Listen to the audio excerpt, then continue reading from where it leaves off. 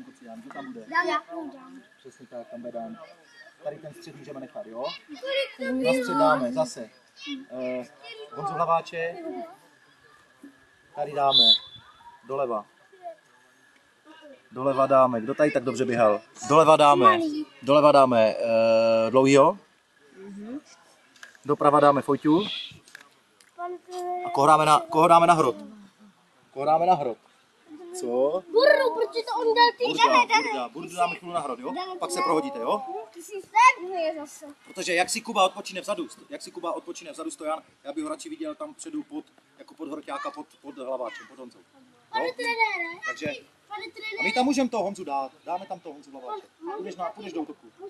Můžeš tam jít, klidně, jo? Pane trenére, já jsem byl na půl Tohle v klidu, tam se neboj chytit do ruk, když to není malá domů, když ti tam jde balón dozadu, tak klidně to chyt do ruk, letní si tomu, zalehni si ten balón, pokryj si ho a když vedeš, tak nemusíš tak rychle rozehrávat, běž si až na kůžel, podívej se, kde jsou chlapi a když se ti třeba ukáže obránce vlevo nebo vpravo, ten krajní, tak jim to třeba hoď tady do kraje, oni ti to otevřou do těch stran a ty mu to tam dej, tak jak jsem to maloval.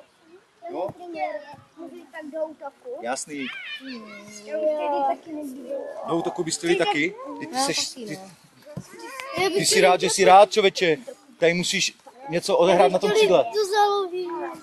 Ale potom, hoši, nedělejte, hoši, kdo trénuje? Kdo to trénuje? Vy, pan trenér. Děkuji.